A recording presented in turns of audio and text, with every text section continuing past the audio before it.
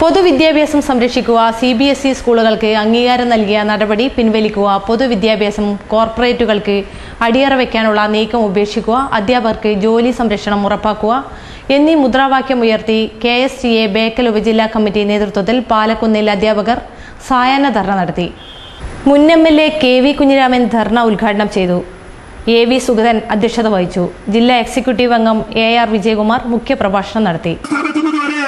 നമ്മുടെ വിദ്യാർത്ഥികളുടെ വിദ്യാഭ്യാസ പ്രവർത്തനങ്ങളെ, വിദ്യാലയ പ്രവർത്തനങ്ങളെ തകിടം മറിക്കുന്നതിന് തങ്ങൾക്കാവുന്നത് എന്തെങ്കിലും ചെയ്യാൻ കഴിയുമോ എന്ന ഗൂഢമായിട്ടുള്ള പരിശ്രമത്തിന്റെ ഭാഗമായിട്ടാണ് ഈ കേരളം അതിന് സാക്ഷിയാകേണ്ടി വന്നത്. എന്തിനാണത്?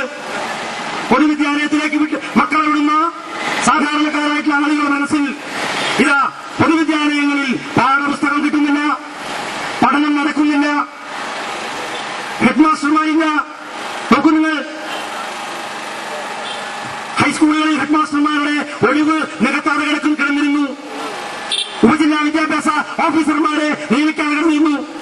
DEOമാർ, ജില്ലയുടെ വിദ്യാഭ്യാസ അധികാരി എന്ന നിലയിൽ വിദ്യാഭ്യാസ ഡെപ്യൂട്ടി ഡയറക്ടർ, ഇവരുടെ എല്ലാം ഒഴിവുകൾ നികത്താൻ കാലതാമസം എടുത്തുകൊണ്ട് അഴിമതിക്കും സ്വജനപക്ഷപാതത്തിനും ഉള്ള വേദിയാക്കി ഈ വിദ്യാഭ്യാസ മേഖലയെ മാറ്റുന്നതിനും അതിന്റെ ഭാഗമായി പൊതുവിദ്യാലയങ്ങൾ അനാകർഷകമാണെന്ന് വരുത്തി തീർത്തുകൊണ്ട് വിദ്യാഭ്യാസ കച്ചവടക്കാർക്ക് ഈ മേഖലയിൽ നേരിടുന്നതിനു വേണ്ടി ഉള്ള നിശബ്ദമായ ലൈസൻസാണ് ഈ ഗവൺമെന്റ് തുടക്കത്തിൽ കൊടുത്തത്.